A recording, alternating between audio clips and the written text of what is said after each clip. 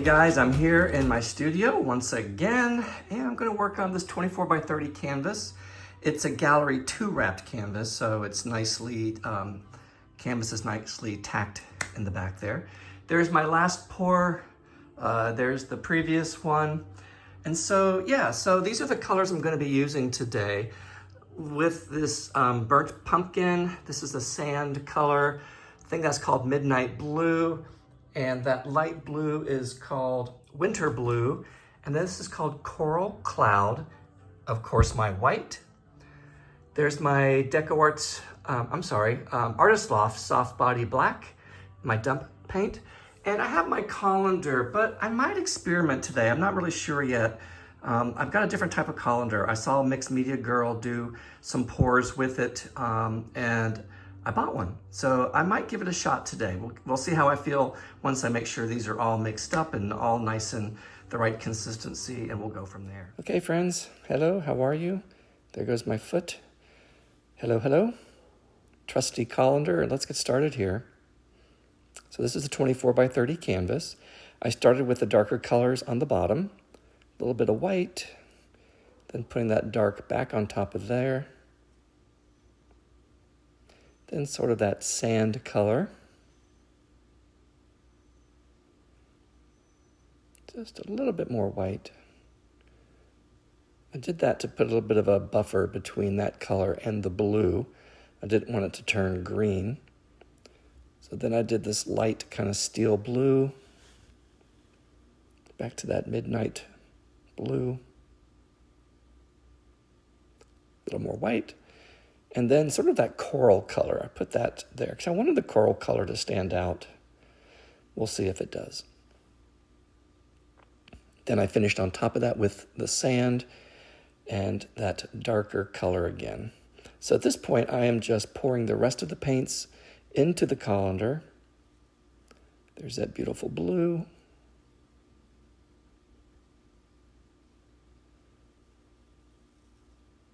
The rest of the lighter sand,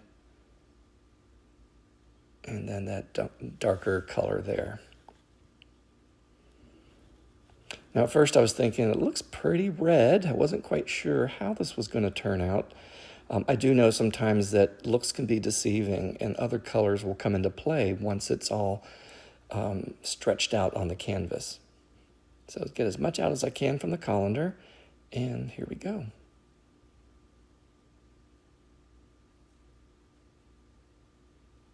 Now I usually pour slow because you don't want so much of the paint to disperse that your negative space becomes way too big. Now believe it or not, this is sped up 2 times and it looks like I'm going nice and slow.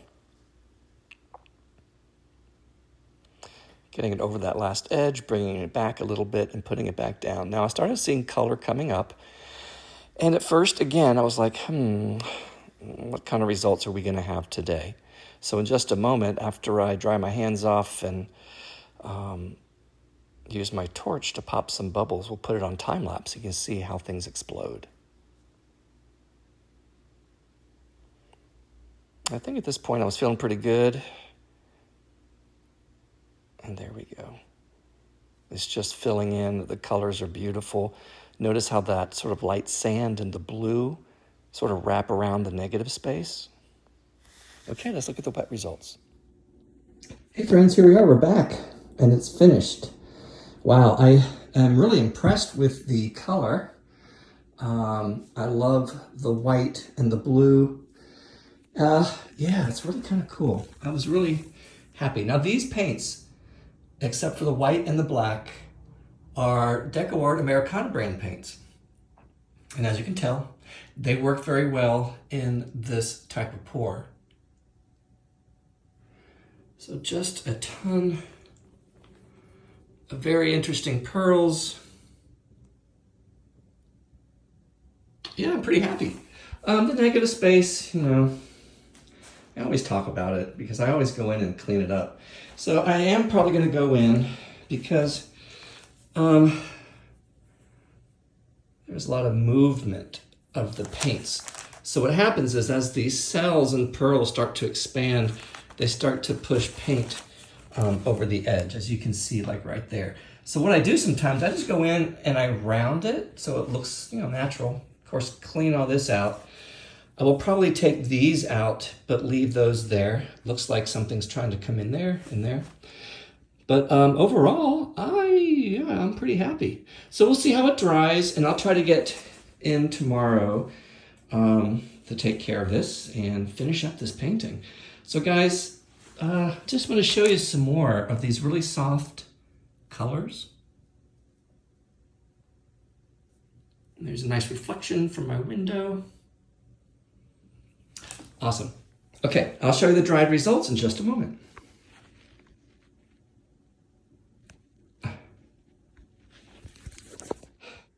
Okay guys, here we are the next morning. Everything dried perfectly. Nothing really moved. Again, these colors are really fab together. I'm really happy. So I'm gonna go in and clean up some of that negative space just to make it look sharper.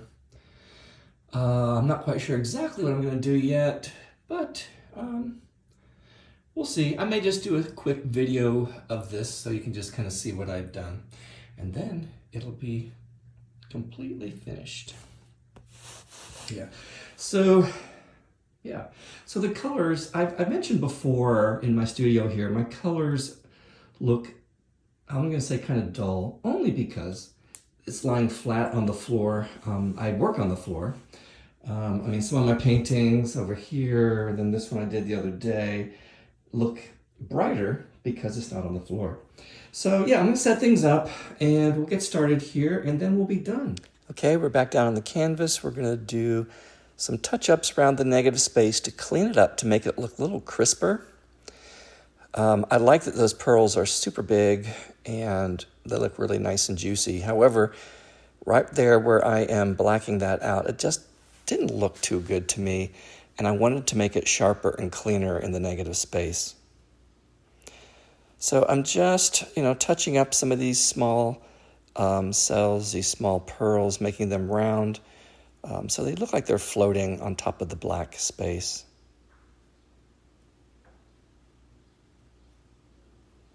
It's nice to have a brush with a very fine tip. It makes it easier to make a nice clean line around some of these pearls.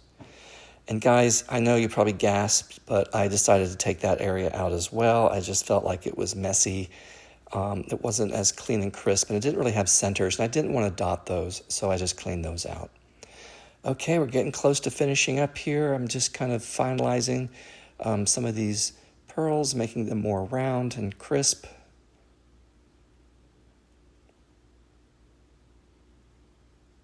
Cleaning those up a little bit.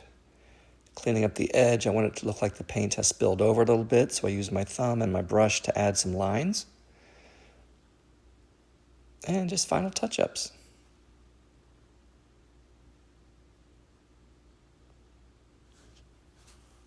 Okay, guys.